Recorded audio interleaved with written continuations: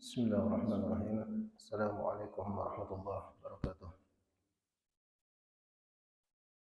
Innal hamdalillah nahmaduhu wa nasta'inuhu wa nastaghfiruh wa na'udzu billahi min shururi anfusina wa min sayyiati a'malina. May yahdihillahu fala mudilla lahu wa may yudlil fala hadiya lahu.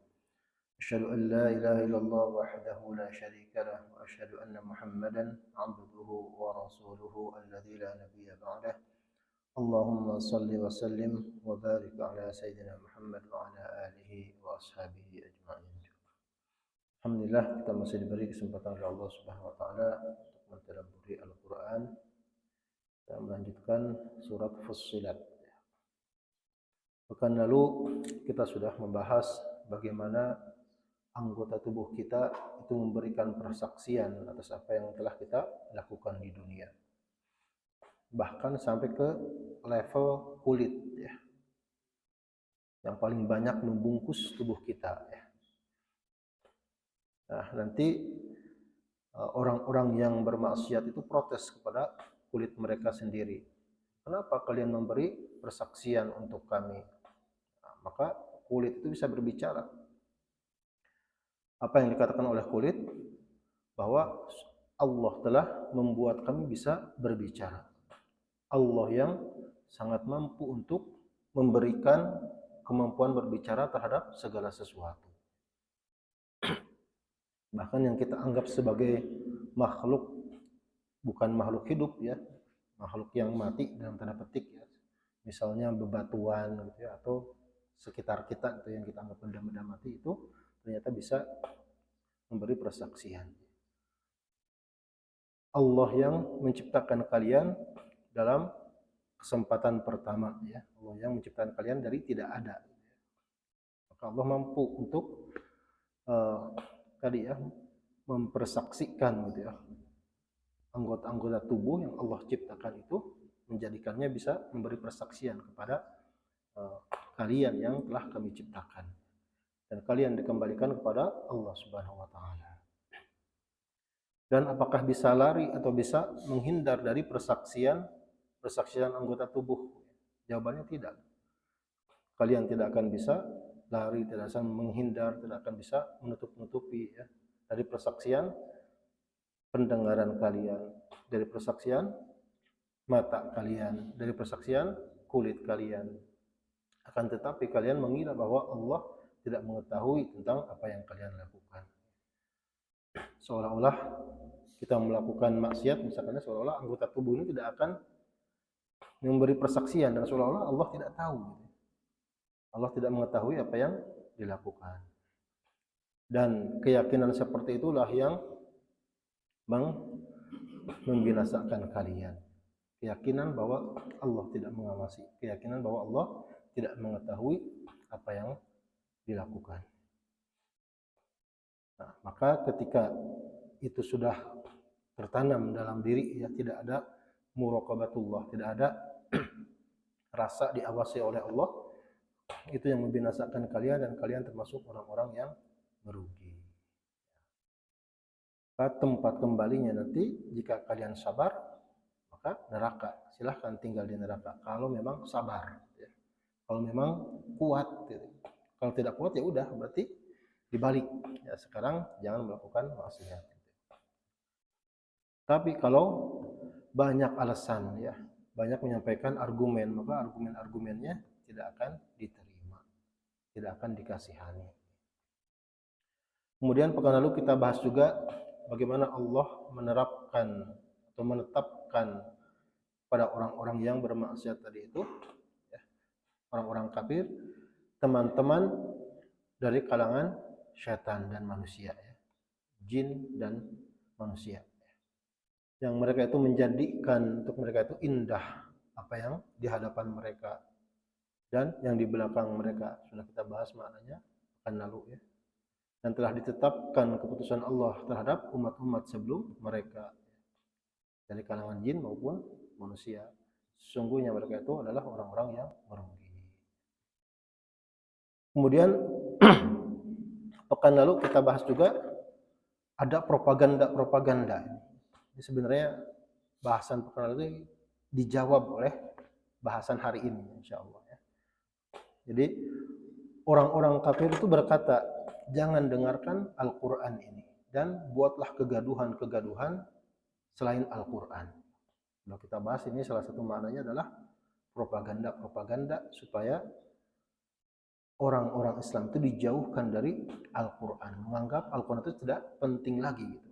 Tidak menyenangkan lagi, tidak asik gitu ya. Sudah obsolete, sudah expire gitu. Bahkan walau fi dialihkan kepada entertainment yang lain ya. Nah, kalau kita survei saja ya, Indonesia misalkan ya, yang berapa ratus juta ya, katakanlah 300 juta muslim gitu ya, paling banyak seluruh dunia ya. Kasih satu pertanyaan saja, lebih suka dengarkan Al-Quran atau lebih suka dengarkan musik? Kira-kira jawabannya apa? Pasti dengar musik ya. Nah itu kan propaganda orang kafir sebenarnya. Jadi membuat sesuatu selain Al-Quran jauh lebih indah, lebih hebat, sehingga la'allakum taghlibun, sehingga mereka menang dalam propagandanya. Ini harus kita hati-hati ya. Ya tidak usah survei juga bisa sebenarnya kelihatan ya. Kalau ada konser musik, berapa orang yang hadir? Kalau ada pengajian Al-Quran, berapa orang yang hadir? Sudah terjawab. Maka ini adalah tugas kita ya di hari ini, nanti ya di halaman berikutnya itu ada perintah tentang dakwah, perintah tentang mengajak. Jadi jangan soleh sendiri saja. Kalau kita sudah bisa ngaji, ajak yang lain supaya bisa ngaji. Kita lanjutkan yang pekan lalu ya. Maka kami timpakan kepada orang-orang kafir itu azab yang dahsyat di neraka nanti, dan kami balas mereka dengan jauh lebih buruk dari apa yang mereka lakukan. Itu adalah balasan Allah pada orang-orang, pada musuh-musuh Allah, itu neraka. Mereka kekal di neraka itu. Itu adalah sebagai balasan karena mereka mengingkari, menentang ayat-ayat kami, itu Al-Quran tadi. Bahkan bukan hanya menentang dirinya sendiri, melarang orang lain untuk mendengarkan Al-Quran, menghalangi orang lain untuk mendengarkan Al-Quran. Ya, kalau sekarang itu smooth ya, nggak ada orang melarang, nggak boleh baca Al-Quran, nggak ada seperti itu. Tapi tadi ya, walau fihnya itu kita buat program-program yang lebih menarik dari Al-Quran, supaya Al-Qurannya tidak dipedulikan. Kemudian perkataan orang kafir nanti di neraka ya, ya Rabb kami, perlihatkanlah kepada kami orang-orang yang telah menyesatkan kami dari golongan jin dan manusia. Jadi seorang masuk neraka itu pasti tersesat. Nah, yang menyesatkan itu dituntut oleh yang disesatkan. Dan ternyata yang dituntut di sini menuntut lagi ke atasnya, sampai kemarin sudah kita bahas, manusia yang paling banyak dituntut itu adalah siapa?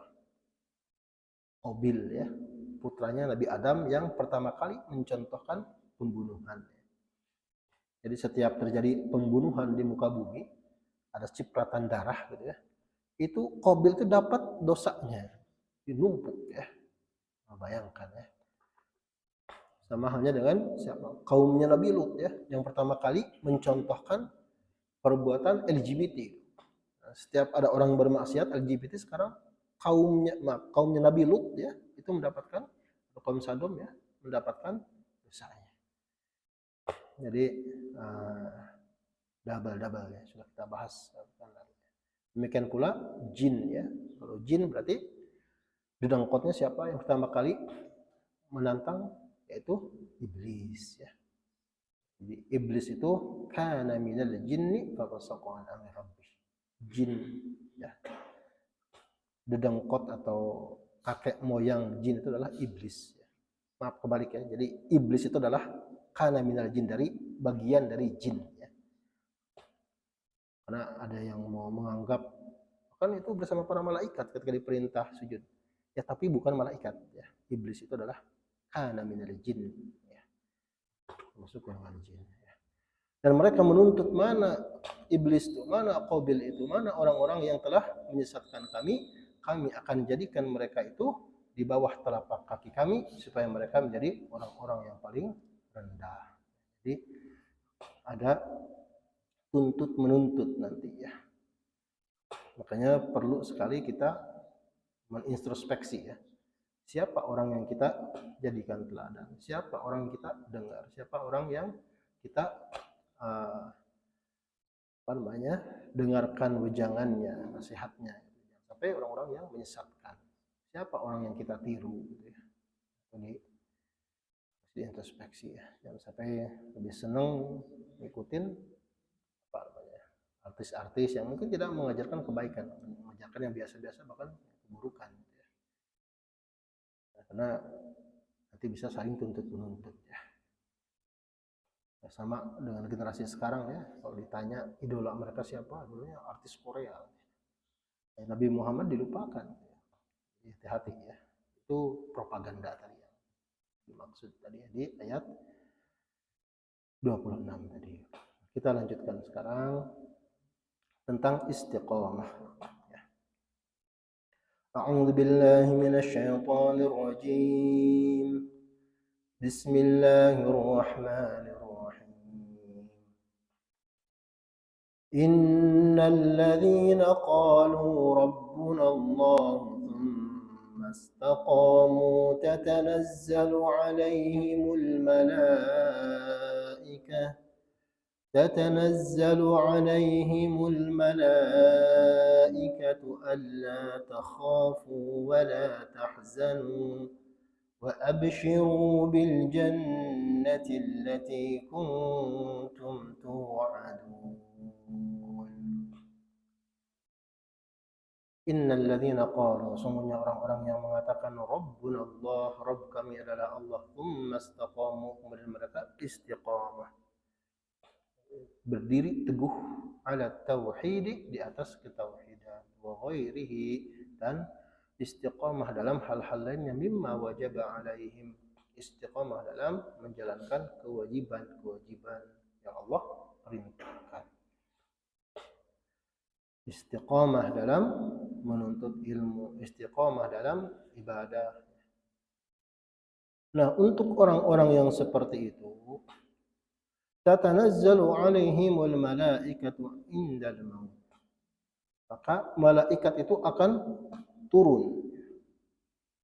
Nah, salah satunya indal maut, ketika kematian. An di sini ya, alla takhafu, bi an la takhafu, supaya mereka itu tidak ketakutan, minal maut, dari kematian, wa ma ba'dahu, dan setelah kematian.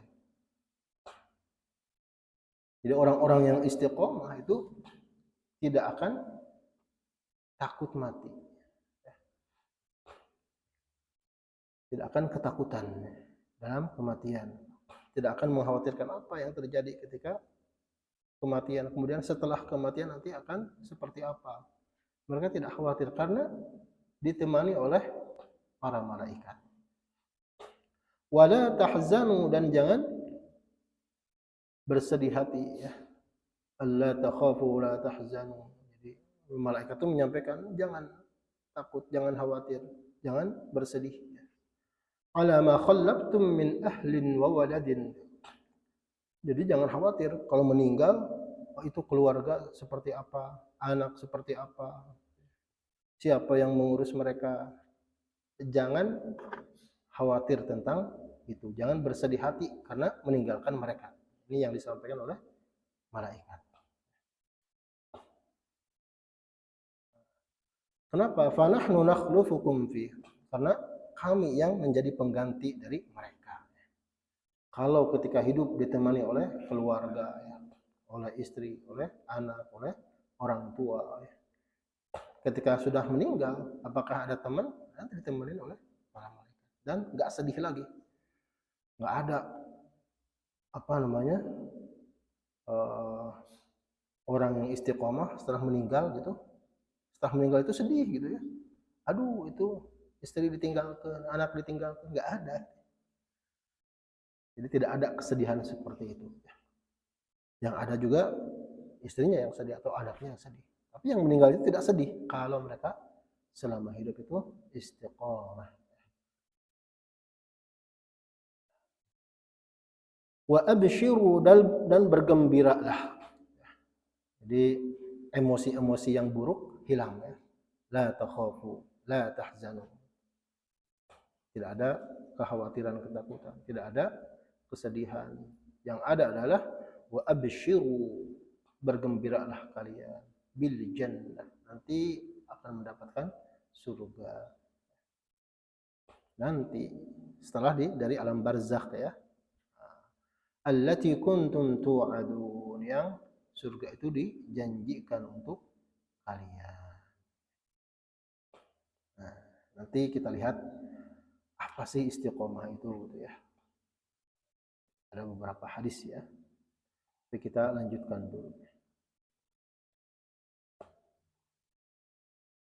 Nahnu awliya'ukum fil hayatid dunya wa fil akhirah.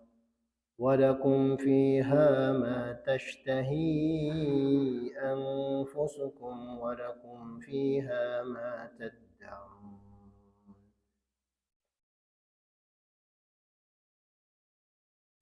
Nahnu awliya'ukum fil hayatid dunya, kami adalah wali-wali kalian, pelindung-pelindung kalian di kehidupan dunia. Ay nahfazukum fiha, di dunia kami menjaga kalian dulu sebelum kalian meninggal. Wa fil akhirah, dan kelak di akhirat pun ay nakunu ma'akum fiha hatta tadkhulul jannah, kami akan menemani kalian sampai nanti kalian masuk surga. Jadi tidak keeng ya, tidak kesepian ya di kuburan itu ya, sampai nanti akhirat masuk ke surga. Tidak ada kesepian karena dilindungi, ditemani oleh para malaikat.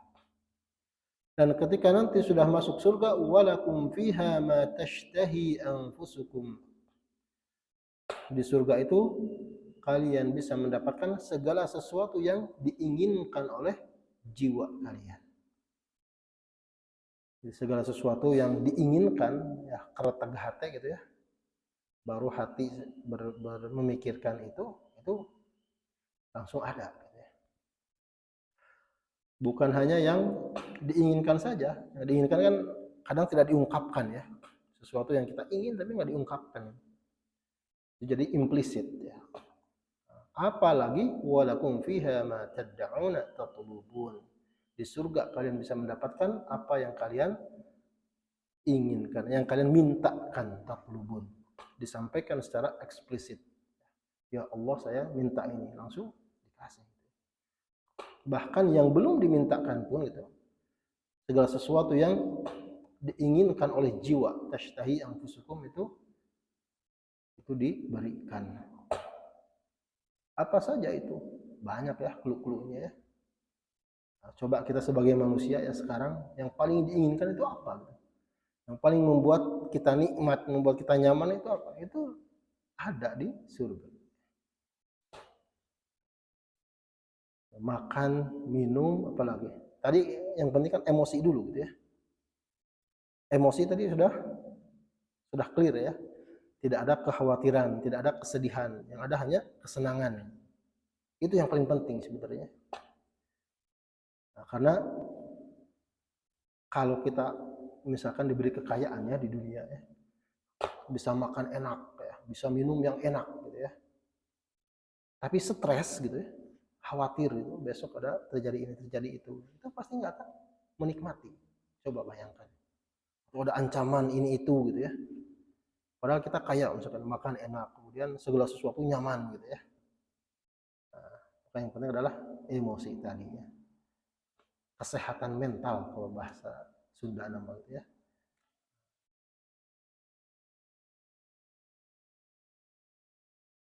Nah, kemudian tadi yang diinginkan oleh jiwa ya, segala sesuatu ya, dan di Al-Quran disampaikan clue-cluenya ya. Bagaimana keinginan terhadap pemenuhan kebutuhan seksualitas itu disampaikan. Ada bidadari-bidadari. makanan, minuman disampaikan. Bahkan minuman yang tidak pernah dirasakan di dunia karena itu haram, itu disampaikan. Jadi disampaikan sebagai janji Allah di dalam Al-Quran. Contohnya apa? Khamar ya. Khamar kan haram di dunia ya. Wa khamrul ladzatil lisyaribin ya. Nanti akan diberikan khamar yang enak untuk diminum. Dan khamarnya bukan hanya satu botol, tapi satu sungai gitu ya. Anhar ya. Kita bisa meniup khamarnya kemudian minum ya. Nikmatnya jauh lebih nikmat dari khamar di dunia, tapi tidak menimbulkan mabuk. Itu khamar di surga ya. Tidak ada ahli surga yang mabuk. Ya. Minum khamarnya iya, tapi tidak ada mabuk, tidak ada efek mabuk. La yusaddaun anha wa la yunzifun. Ya. Minuman apalagi ada asalim musaffa. Ya. Satu sungai isinya madu ya, yang terpilih madu asli bukan madu palsu. Kalau di dunia banyak palsu-palsu ya. Nah, di surga itu madunya asli dan mengalir gitu ya. Tinggal minum. Kemudian ada juga anhar yang isinya adalah labanin lam yataghayyar ta'muh. Ada susu yang tidak akan pernah basi ya. Kalau susu di dunia kan kalau ditaruhnya tidak di kulkas, di freezer gitu ya, dalam keadaan terbuka itu beberapa jam, beberapa hari ya bisa basi. Di surga itu susunya mengalir ya. Air susunya mengalir di sungai, tinggal meminum. Itu adalah clue-cluenya ya.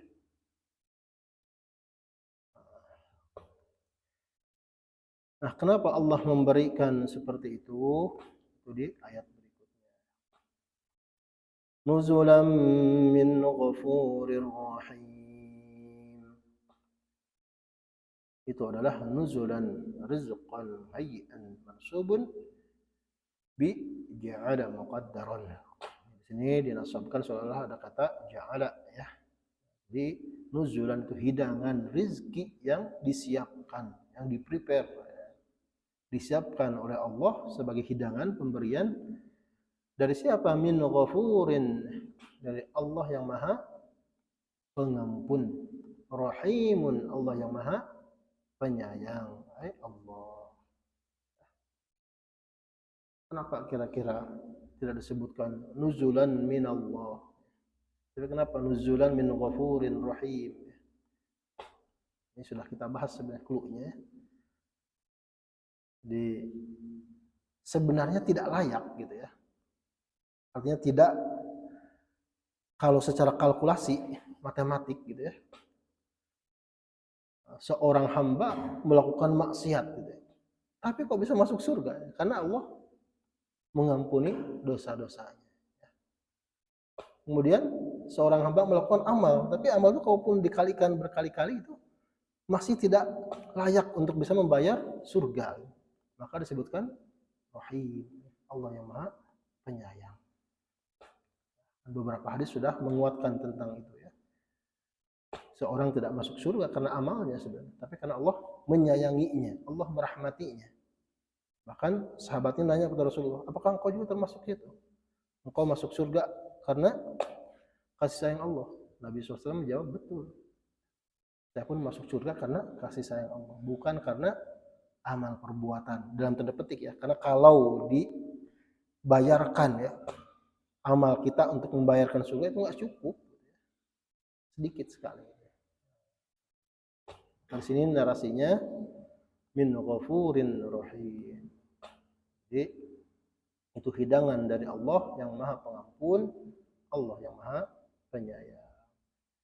Kita coba lihat beberapa riwayat ya.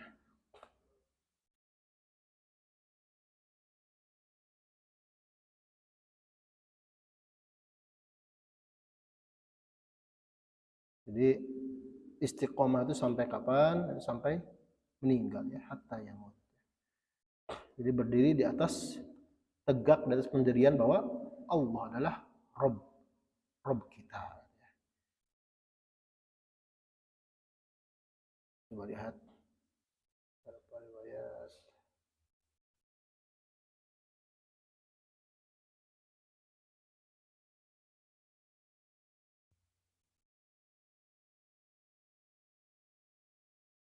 Ada juga memaknai ini adalah orang-orang yang istiqamah di atas tauhid tadi ya, seperti yang diambil oleh Jalalain.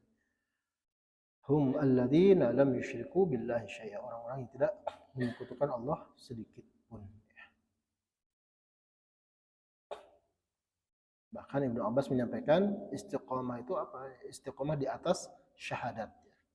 Rukun Islam yang pertama. Ya, istaqamu ala syahadati an la ilaha illallah. Tauhid ya.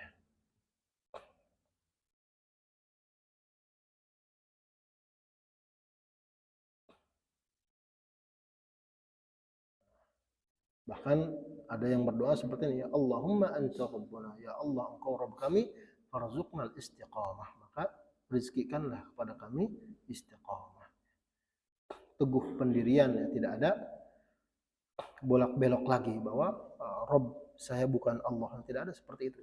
Atau menuhankan selain Allah, menuhankan dunia, tidak ada seperti itu.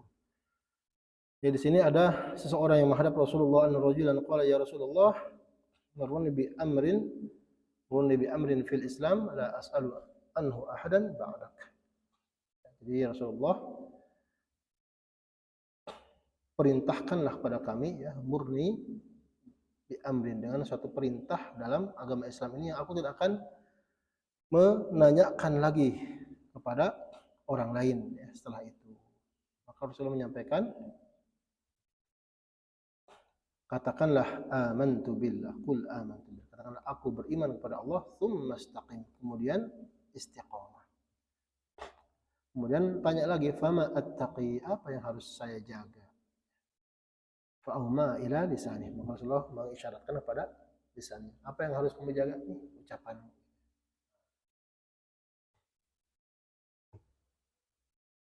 Di hadis yang lain sama ya, ada yang meminta nasihat kepada Rasulullah, ya Rasulullah, haditsni bi amrin a'tasimu bih. Ceritakan padaku sebuah perintah yang aku bisa berlindung dengan perintah tersebut. Kalau Rasulullah menyampaikan a'tasimu bih, jadi saya akan pegang perintah itu ya. Aku akan pegang erat-erat perintah tadi, dijalankan terus-menerus gitu ya.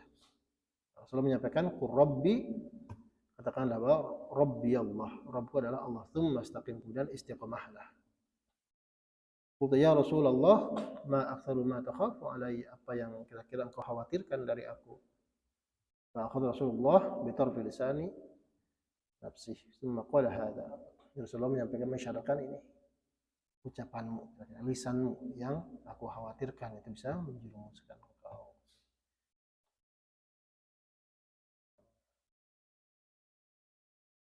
Ini juga sama ya narasinya ya. Ada beberapa hadis yang narasinya sama.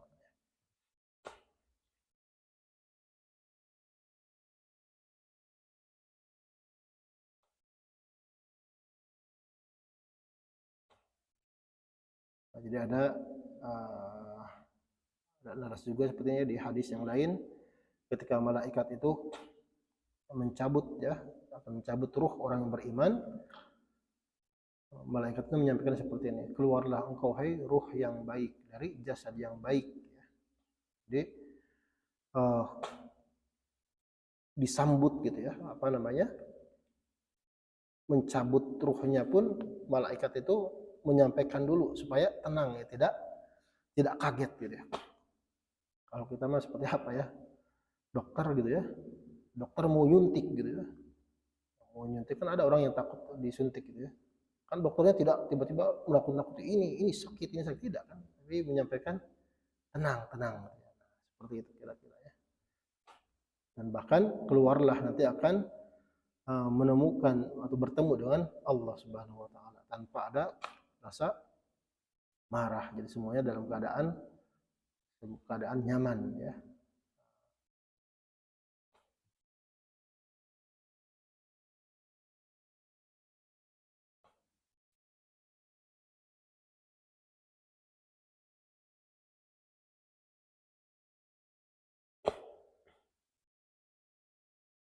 banyak sebenarnya hadis-hadisnya ya di sini. Kita lihat.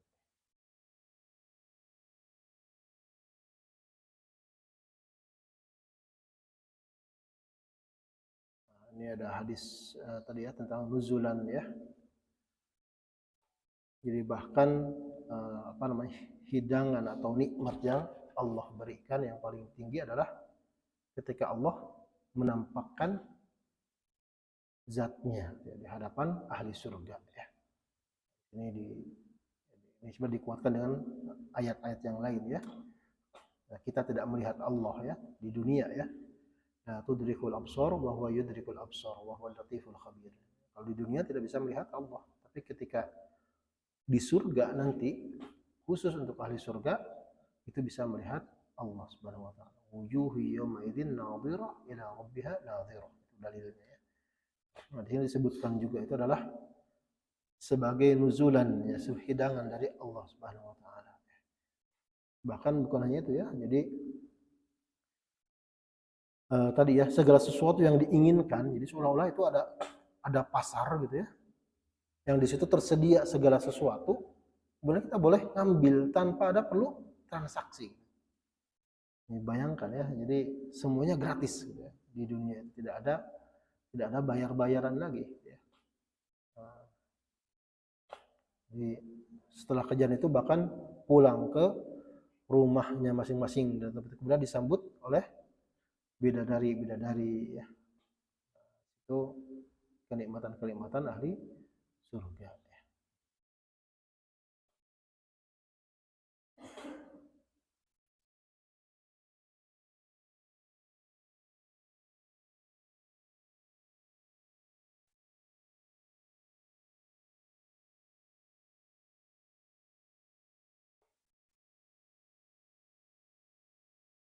Dan di sini beberapa hadis yang membahas tentang itu ya. Kita di sini ada juga yang lainnya di sini.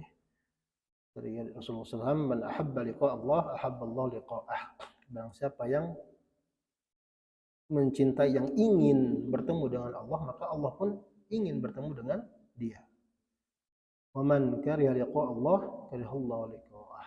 Barang siapa yang enggak mau bertemu dengan Allah, maka Allah pun enggak mau bertemu dengan dia. Kemudian sahabat bertanya, "Ya Rasulullah, kulluna nakrahul maut." Ya Rasulullah, kami semua ini enggak menginginkan kematian gitu ya. Menganggap kematian itu sesuatu yang dibenci gitu. Kayaknya menyakitkan gitu ya. Qala Rasulullah menyampaikan, "Laisa dzalika karahiyatul maut, walakin al-mu'min idza khudira ja'ahu al-bashir min Allah bima huwa sha'im ilaih." Falaisa syai'un ahabba ilaihi min an yakuna qad laqiya Allah fa ahabba Allah liqa'ah. Orang yang beriman ketika nanti menjelang kematian itu ada malaikat yang ngasih kabar gembira. Nanti setelah kamu meninggal itu ini loh visualisasi kenikmatan-kenikmatan yang akan engkau dapatkan. Maka dia ingin untuk bertemu dengan Allah, maka Allah pun ingin bertemu dengan dia. Jadi nggak takut mati lagi, bahkan ingin untuk segera bertemu Allah. Wa innal fajir awil kafir, akan tapi sebaliknya orang-orang yang berdosa, orang-orang yang kafir, idza khudira ja'ahu bima huwa sa'irun ilahi minasyarri aw ma yulqa minasyarri fakariha liqa Allah fakariha Allah liqa'ah. Adapun orang kafir ketika menjelang kematiannya nanti ada malaikat yang masih visualisasi. Ini loh azab-azab yang akan engkau terima. Maka dia enggak mau untuk mati. Enggak mau untuk bertemu Allah. Maka Allah pun demikian, enggak mau bertemu dia. Ini hadis sahih ya.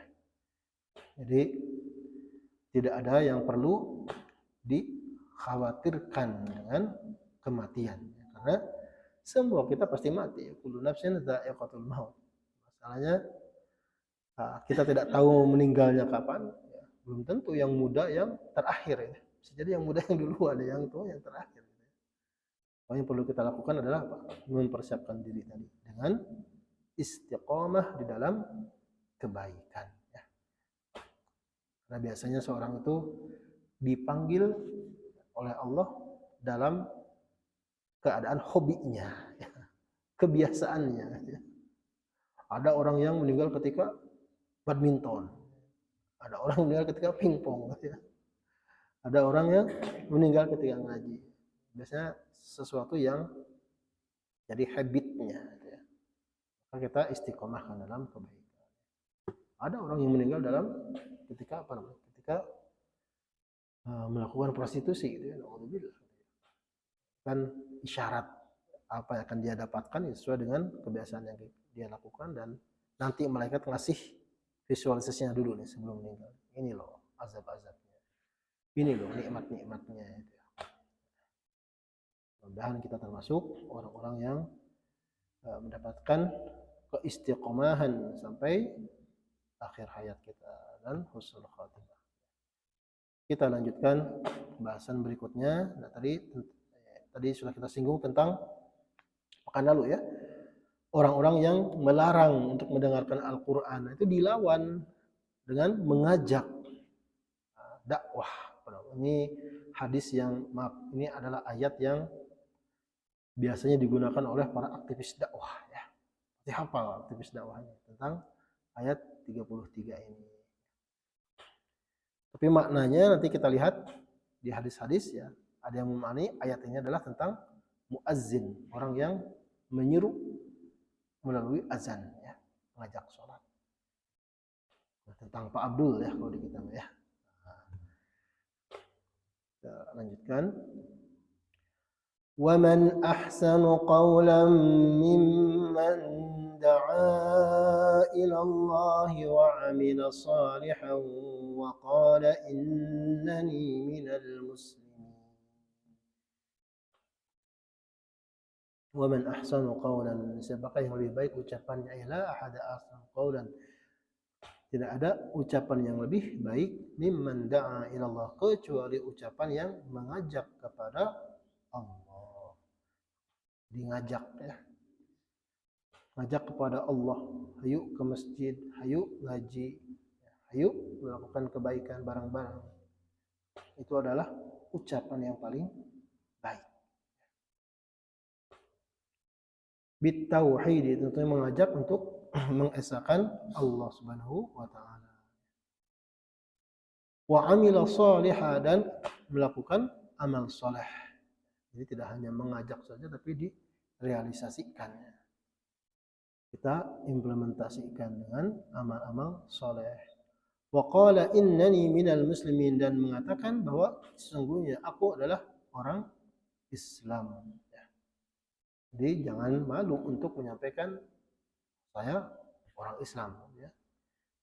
Jadi maknanya adalah menjaga identitas kita, bangga dengan identitas kita. Sudah kita bahas juga ya di surat Yunus ya. Qul bi fadlillah bi rahmatihi fa bidzalika falyafrahu wa khairu mimma yajma'un. Jadi kita harus bangga dengan dua hal, yaitu bangga bahwa kita Islam dan bangga bahwa kita memiliki Al-Qur'an. Ini hadis tentang ayat tentang dakwah ya, mengajak. Dan sudah dilatih sebenarnya ya. Mengajak itu mengajak sholat ya, salah satunya ya, latihannya gitu ya. Secara umum kan mengajak kepada kebaikan, mengajak kepada Allah, mengajak orang untuk ngaji, untuk melakukan amal soleh gitu ya. Nah, tapi yang paling rutin itu dilatih adalah sholat ya. Dan itu ada seruannya, ada dakwahnya, ada ajakannya ya. Mau di Indonesia itu tidak pernah sepi ya, tidak pernah sepi ada suara azan. Itu kalau kita di Eropa itu jempling gitu ya. Azan itu ada di masjid ya, di satu masjid itu mungkin hanya ada, maaf, di satu kota mungkin ada hanya satu atau dua masjid gitu ya. Dan tidak boleh pakai pengeras suara. Azannya di dalam masjid. Ya, kalau ingin mendengarkan azan ya datang lebih awal ke masjid. Audio kita bukan terdengar di sana sini. Ya. Itu harus disyukuri ya, bukan diprotes ya. Bahkan kan ada yang protes kemarin. Ya. Masih ingat siapa yang protes tentang azan? Bahkan Menteri Agama negara Republik Indonesia sendiri. Yang sebelumnya tapi ya. yang menganalogikan dengan gonggongan anjing. Ya. Itu paling parah itulah. Ya. Itu paling buruk ya ucapan analogi seperti itu. Secara logika itu nggak sehat gitu ya.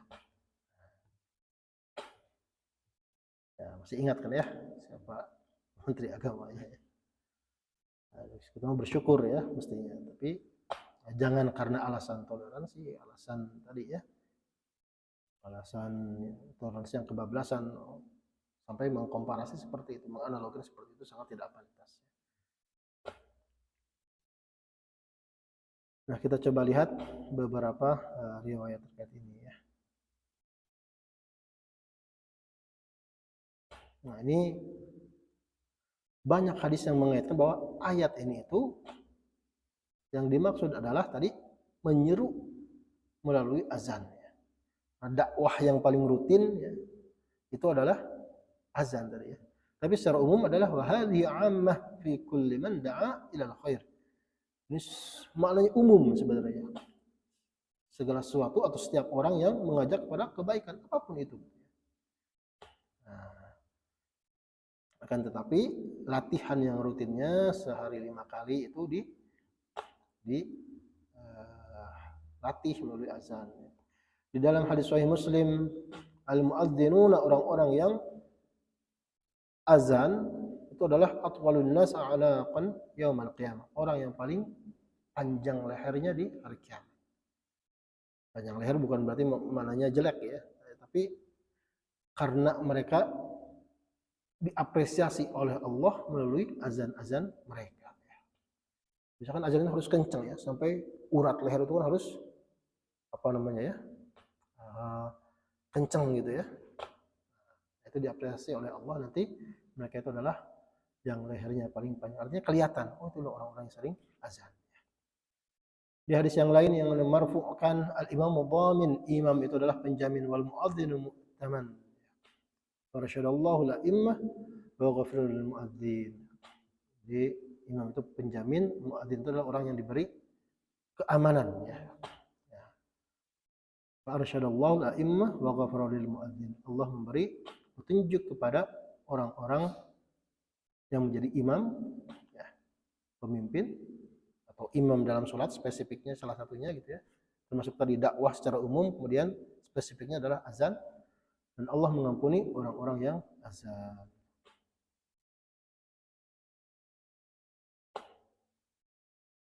Nah, bahkan ada yang membandingkan seperti ini ya, jadi sahamnya apa yang didapatkan oleh muadzin itu adalah serupa nanti sahamnya seperti orang-orang yang berjihad di jalan Allah. Kalau yang berjihad kan berdakwah tapi dengan fisik. Kalau muazin itu berdakwah tapi dengan suara.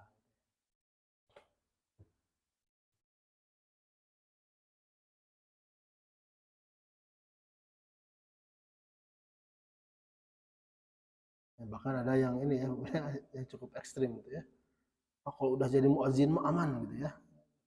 Tidak perlu ibadah sunnah lagi gitu ya. Ini yang disampaikan beberapa sahabat. Ibnu Mas'ud tadi bahkan mengkomparnya dengan haji umrah gitu ya. Bahkan Umar bin Khattab menyampaikan seperti ini gitu ya. Kalau saya jadi muazin ya udah cukup gitu ya. Nggak perlu lagi sholat apa namanya tahajud, nggak perlu lagi puasa sunnah. Itu kasarannya, saking besarnya pahala orang yang berazan. Bahkan Rasulullah pernah memintakan ampun untuk orang muazin. Allahumma ghafir lil muadzinin. Ya Allah, berilah ampun kepada orang-orang yang berazan. Bahkan beliau mengulangnya 3 kali.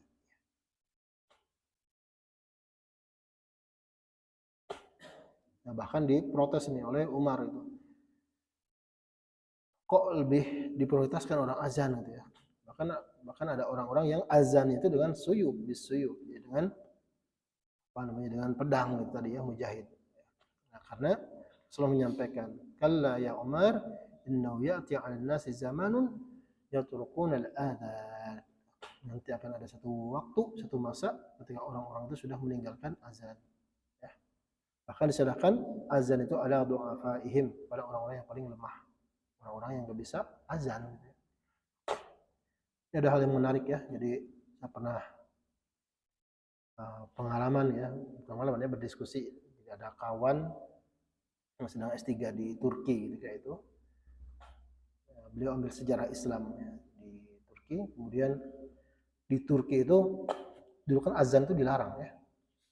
Ada masa sekuler ya. Ada masa dipisahkan antara agama itu dengan negara. Mustafa Kemal Atatürk ya, itu berubah drastis ya. Islam semua ditinggalkan, bahkan nama-nama yang ada Arabnya itu nggak boleh. Azan pun harus dalam bahasa Turki ya. Itu parah ya. Kerudung itu nggak boleh, dilarang ya. Padahal sebelumnya kan Islam berjaya di situ ya. Tapi gara-gara orang ini si Mustafa Kemal ini jadi hancur gitu ya. Sampai ada satu generasi yang nggak bisa azan. Jadi sahabat saya ini ketika sholat gitu ya, jadi imam, minta belakangnya, coba dong kamu qomat. Disuruh qomat, orang Turki asli ya, udah besar. Gitu. Dia nangis gitu, nggak bisa qomat. Nah, sampai qomat pun nggak bisa gitu ya. Karena memang saking diberangusnya, nggak boleh ada azan, nggak boleh ada qomat. Itu di Turki ya. Tapi sekarang semua itu berubah ketika siapa? Erdogan memimpin ya. 2015 saya ke sana ya. Itu orang bangga dengan Islamnya ya. Jadi dulu nama universitas nggak boleh bahasa Arab, sekarang boleh lagi bahasa Arab. Azan pun dikumandangkan ya. Bahkan kan terakhir Hagia Sophia ya, itu dijadikan masjid juga, dikembalikan fungsinya jadi masjid. Padahal sebenarnya itu gereja ya.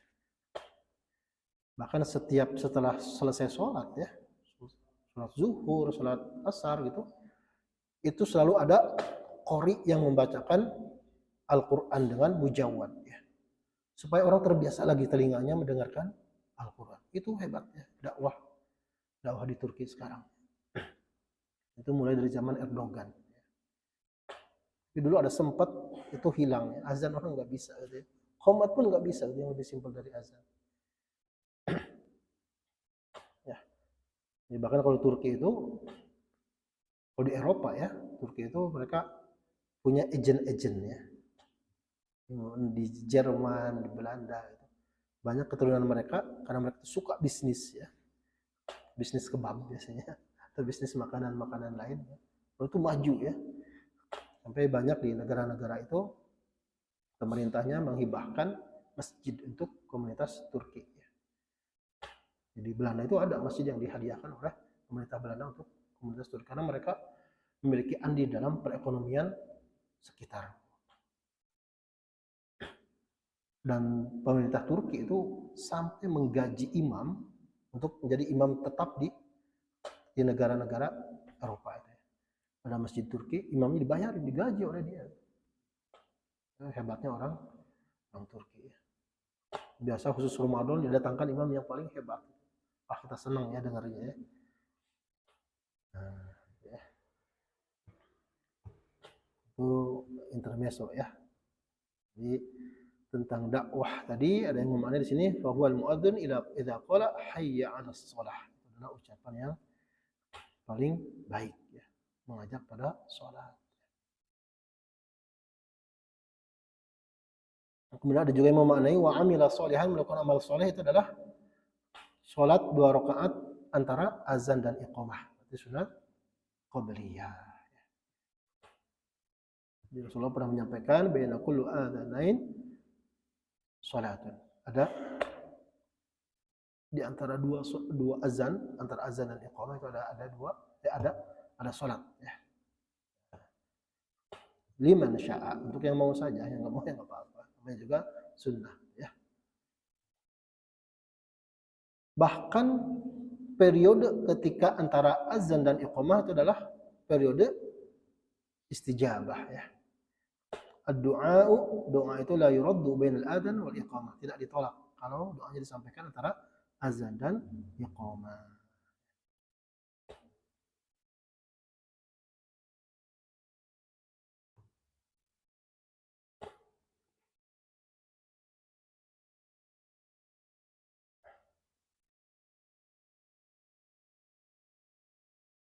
Kita lanjutkan dulu ya.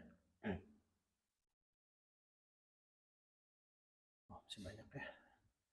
ولا تستوي الحسنة ولا السيئة ادفع بالتي هي أحسن فإذا الذي بينك وبينه عداوة كأنه ولي حميم ولا تستوي الحسنة ولا السيئة, dan tidak sama antara kebaikan dengan keburukan fi juz'iyatihima, dalam rinciannya, ya, levelnya pasti tidak sama. Di anna ba'daha fawqa ba'din, pasti tidak sama dong levelnya ya antara kebaikan dan keburukan ya. Tidak bisa dikomparkan karena itu sesuatu yang berlawanan.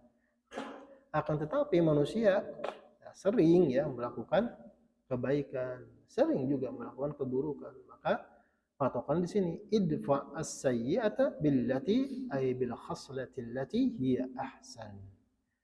Maka tolaklah keburukan itu dengan sesuatu perilaku yang lebih baik.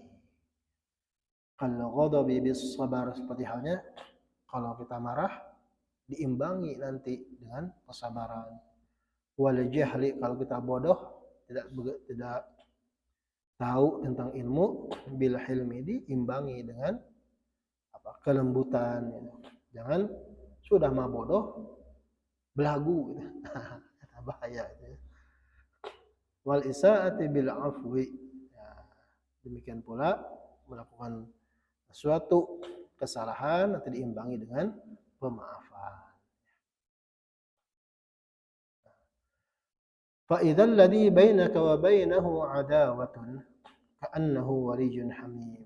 Kalau diimbangi seperti itu, kita melakukan kesalahan pada orang lain, kita minta maaf dan nanti akan terjadi saling rela, saling memaafkan. Maka yang sebelumnya antara engkau dan antara dia itu ada permusuhan, setelah diimbangi dengan kebaikan tadi itu, maka seolah-olah menjadi teman yang dekat, teman yang setia. Fasiru aduwaka qasdiq qasdiqal qarib fi mahabbatihi idza fa'alta dzalika. Jadi kalau kita melakukan kesalahan, kemudian kita minta maaf, atau kita melakukan keburukan, diimbangi dengan kebaikan ya, setelahnya, maka interaksi kita dengan orang lain itu yang awalnya ada permusuhan, bisa jadi nanti menjadi teman yang setia. Jadi bahkan sini ya, musuh menjadi teman dekat dalam hal mahabbahnya. Kalau melakukan seperti tadi ya, melakukan apa? Idfa' billati hiya ahsan. Ya. Segera mengkoreksi kesalahan bahasanya dengan kebaikan yang jauh lebih baik. Ya.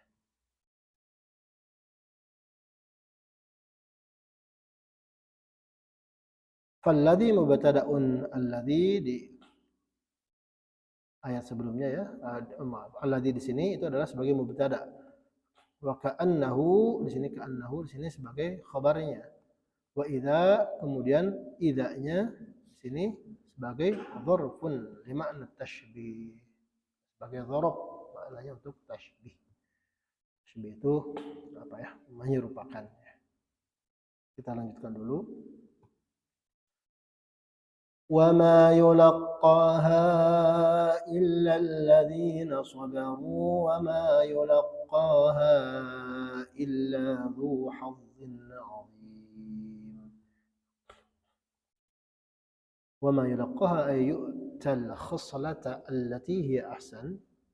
Jadi perilaku baik yang tadi ahsan tadi itu tidak dianugerahkan illal ladzina sabaru, kecuali kepada orang-orang yang sabar. Wa ma yulaqqaha, dan itu tidak dianugerahkan illa dzu hazzin tsawabin azim, kecuali kepada orang-orang yang mendapatkan pahala yang besar, bagian yang besar, orang-orang yang terpilih oleh Allah.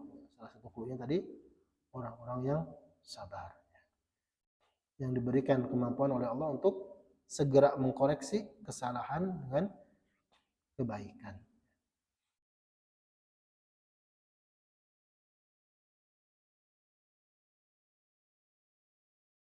Jadi di ayat-ayat yang lain sama juga ya. Kalau di sini kesalahan secara umum, ada juga misalkan di Ali Imran ya, walladzina idza fa'alu fahishatan aw zalamu anfusahum dzakarullaha fastaghfiru lidzunubihim. Orang-orang ada yang, ini salah satu indikator orang yang beriman ya. Jika mereka melakukan kelakuan yang keji, fahisyah, atau mereka menzalimi dirinya sendiri, melakukan maksiat, dzakarullah, mereka segera ingat kepada Allah. Dia langsung diganti dengan kebaikan. Dzakarullah, langsung ingat Allah, fastaghfiru lidzunubihim. Langsung mereka istighfar pada Allah. Jadi melakukan dua dibalas dua gitu ya. Tadi ya. Fa'alu fahisyah aw zalamu anfusahum, dua kan, dibalas dengan dua zakarullah fastaghfiru lidzunubihim. Jadi jangan dinanti-nanti untuk mengkoreksi, untuk beristighfar.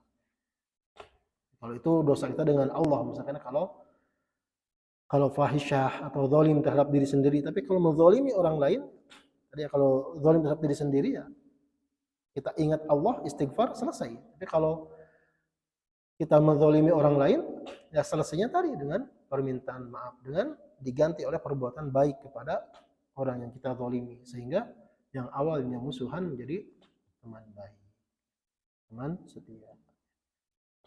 Dan itu sifat tadi itu hanya diberikan kepada orang-orang yang sabar dan orang-orang yang mendapatkan pahala yang besar. Kita lanjutkan dulu.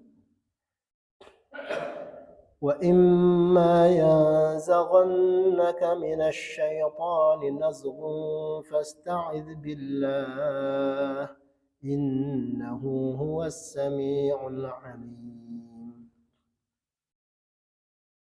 وَإِمَّا فِيهِ إِدْغَامُ نُونٍ إِنْ شَرْطِيَّةٍ فِي مَا الزَّائِدَةِ. Ini asalnya innya adalah syartiyah, maknya ma zaidah, tapi diidghamkan menjadi imma. Wa imma yanzaghannaka minasyaitani nazghun ay yasrifuka 'anil khaslati wa ghairiha minal khair sarifun fasta'id billah. Jika setan itu mengganggu kalian, menggoda kalian, merayu kalian dengan sebuah rayuan, godaan, bisikan, yaitu memalingkan kalian dari amal baik, berarti supaya membisiki jangan melakukan amal baik, lakukan amal buruk saja. Maka yang harus kita lakukan adalah fasta'id billah. Mintalah perlindungan kepada Allah. Jawab syarti, ini adalah jawab syarat. Wa jawabul amri mahdhuf, jawab dari perintahnya mahdhuf. Ayyadafa'uhu anka. Jadi jawab dari, kalau apa sih efeknya kalau kita sudah berlindung kepada Allah, maka nanti godaan setan itu akan ditangkis, akan dihilangkan. Ini umum ya, umum. Artinya kita digoda itu kan sering ya sebenarnya. Goda, kita melakukan maksiat berarti ada sebelumnya ada godaan, ada bisikan, oh pengen ini, pengen itu selain dari jiwa sendiri ya, nafsu yang buruk ya, al-lawamah gitu ya, nafsu yang ya, mengajak kepada keburukan gitu ya, yang mencela diri sendiri gitu ya. Dan mencelanya kadang nanti setelah melakukan perbuatan maksiatnya mencela, aduh kenapa seperti itu gitu ya. Tapi sebelumnya gitu ya, sebelum melakukan kemaksiatan sering dibisiki, oh kayaknya ini enak deh, oh mumpung sepi nih gitu ya, mumpung nggak ada yang tahu nih maksiat. Maka kalau ada bisikan seperti itu, isti'adah pada Allah, minta perlindungan pada Allah untuk semua aktivitas kita. Tapi ada yang spesifik ya. Kita diperintahkan untuk isti'adah kapan? Sebelum membaca Al-Quran. Ya. Karena godanya paling besar ya, Al-Quran itu ya. Biasanya ada yang baca Al-Quran itu ngantuk gitu ya. Kok enggak semangat gitu. Itu goda setan ya. Nah, maka salah satunya adalah fa idza qara'tal Qur'an fasta'idz billah. Jika kalian membaca Al-Quran, maka mintalah perlindungan kepada Allah. Banyak ya, maka banyak triknya ya supaya kita tidak digoda setan ketika membaca Al-Qur'an ya. Banyak triknya ya supaya tidak ngantuk. Kalau guru kami itu sering jalan-jalan ya karena beliau tidak melihat mushaf ya. Jadi kalau murojaah itu jalan dari ujung masjid ke ujung masjid bolak-balik ya, supaya nggak ngantuk. Karena fisiknya gerak gitu ya. Nah, ada juga yang misalkan dengan tahu artinya gitu ya, membaca artinya, baca artinya sehingga menikmati gitu. Karena biasanya kalau hanya membacanya kejar target kodoj. Kudu one day one judge gitu. Sih seberapa halaman deui gitu ya. Ningali ke belakang ya. Dihitungan. Aduh kenal keneh euy cenah lila keneh aduh malas. Nah, itu bisa penyakit itu dari setan. Maka isti'adzah tadi. Nah, salah satunya tadi trik-triknya juga dengan enjoy kita membaca Al-Qur'an. Jadi apa-apa pelan-pelan tapi kita menikmati. Innahu huwas sami', sungguhnya Allah itu maha mendengar lil qawli pada ucapan, al-alimu Allah mendengar juga bil fi'li pada perbuatan. Allah maha mengetahui perbuatan, Allah maha mendengar ucapan. Maka mintalah perlindungan kepada Allah jika ada bisikan syaitan.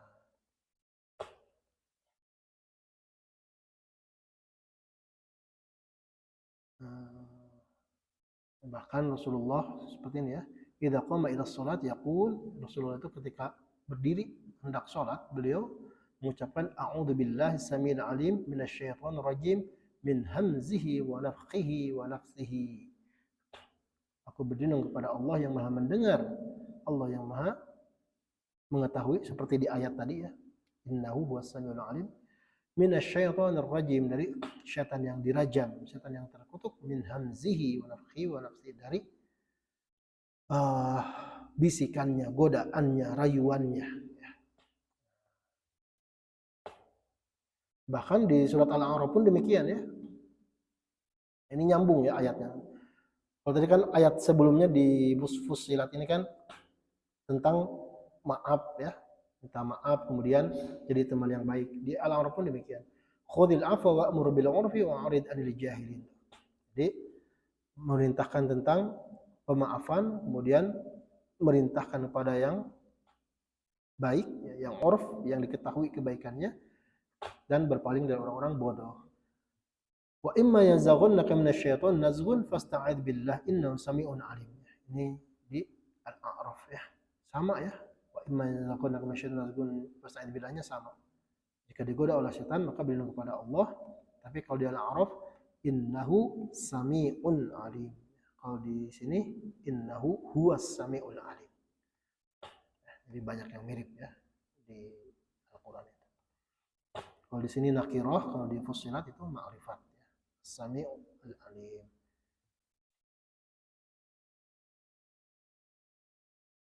Di Al-Mu'minin juga sama ya. Selalu dimulai dengan resolusi konflik dulu. Idfa' billati hi ahsan sayyi'ah nahnu 'alim yasifun. Tolaklah keburukan itu dengan kebaikan, sesuatu yang lebih baik. Kami mengetahui apa yang kalian sifat kalian yang kalian lakukan ya.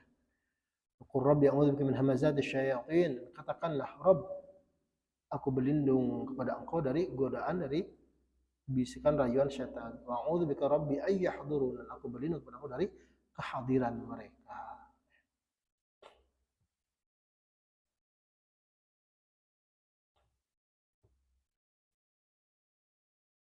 Oke, kita lanjutkan ayat berikutnya.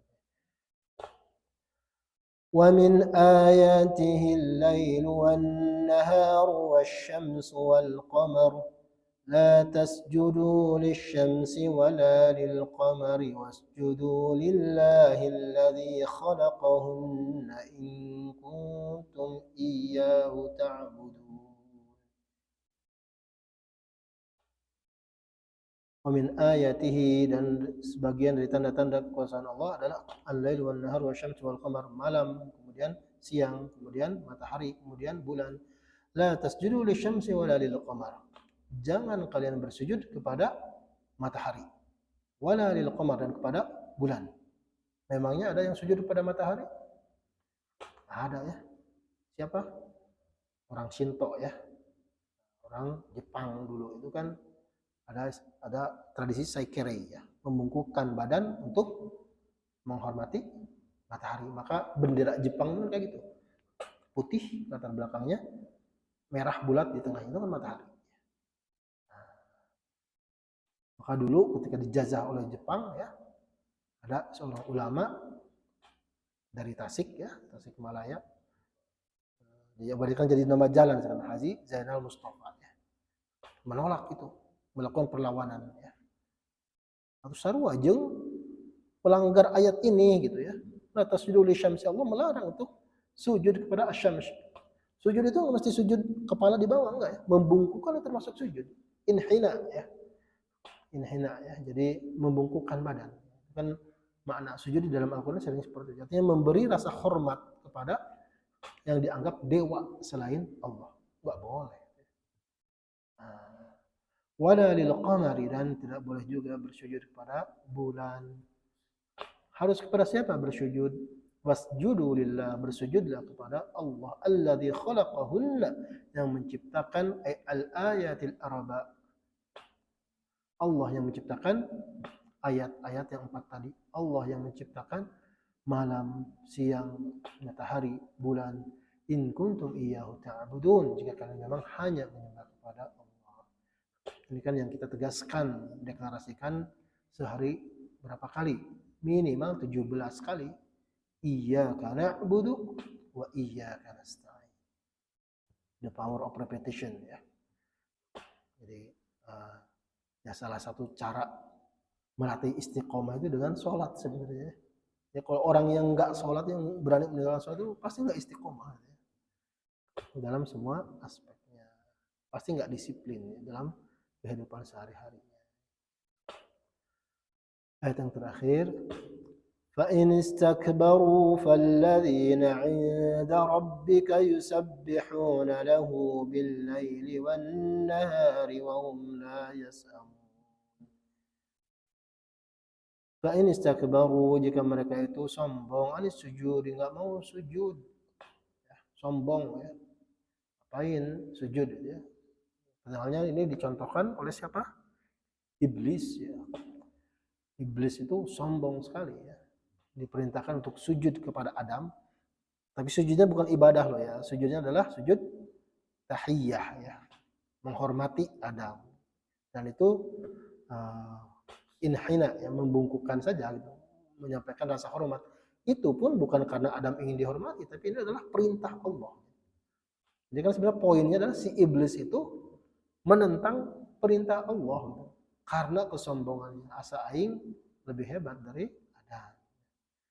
Nah, asa aingnya itu yang membuat tidak mau sujud. Ya. Nah, termasuk secara umum di sini ya, siapapun orang yang sombong anis sujudi lillahi wahdah, orang yang tidak mau sujud kepada Allah saja, Allah yang Maha Esa ya. Ada yang sujud kepada yang lain tadi masuk pada matahari. Falladzina 'inda rabbika ay fal malaikatu yusabbihuna yusalluna lahu billaili wan nahari wa hum la yasamun la yamallun. Kalau enggak sujud maka enggak apa-apa.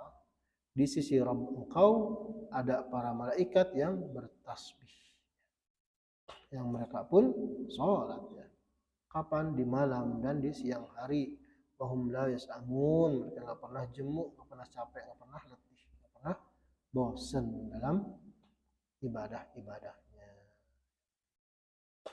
Jadi ini penegasan bahwa Allah nggak butuh kalian gitu ya. Wa ma khalaqtul jinna wal insa illa liya'budun ma uridu minkum min rizqin wa ma uridu ayyut'imun. Allah nggak butuh rezeki dari kalian. Allah nggak butuh makanan. Justru kalian yang butuh melalui salat-salat itu.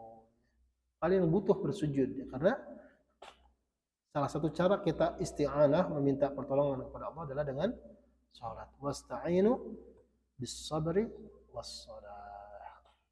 Kita lihat satu hadis saja di sini ya.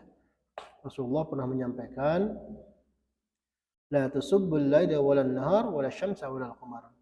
Enggak boleh kalian itu mencela malam, mencela siang. Misalkan aduh geus peuting deui cenah nya, poek dicela malam itu gitu ya. Mungkin di kita mah karena udah terbiasa, mungkin nggak ada seperti. Tapi kalau kita di daerah yang 4 musim, aduh kok malam ini sebentar sekali gitu, baru tidur udah terang lagi. Gitu. Ini matahari kan bisa terbit fajar itu bisa terbit jam 3. Kemudian matahari tenggelamnya jam 11 malam. Kan istirahatnya dikit sekali. Kadang ada orang yang mencela, itu nggak boleh. Atau malamnya panjang sekali gitu ya. Walan nahar, musim panas panjang sekali malamnya, siangnya bisa 20 jam. Tidak boleh mencela. Wala syamsa wala qamar, tidak boleh juga mencela matahari. Aduh, matahari panas pisan ya. Apa namanya? Kepanasan gitu ya. Tidak boleh mencela. Walal qamar, tidak boleh mencela bulan. Walal riha, tidak boleh mencela angin. Angin besar gitu ya, dicela.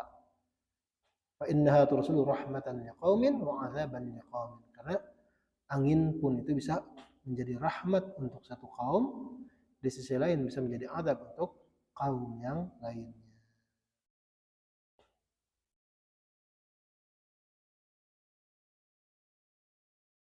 Nah, kita cukupkan saja, insyaallah kita lanjutkan pekan depan. Wallahu a'lamu. Kita lanjutkan besok ya, insyaallah. Wallahu a'lamu bissawab. Assalamualaikum warahmatullahi wabarakatuh.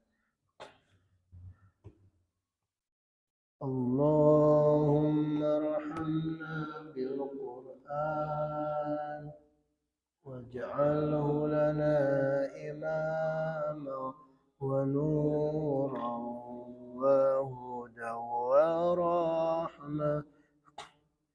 اللهم ذكرنا منه ما نسينا وعلمنا منه ما جهلنا وارزقنا تلاوته آناء الليل وأطراف النهار واجعله لنا حجة يا رب العالمين.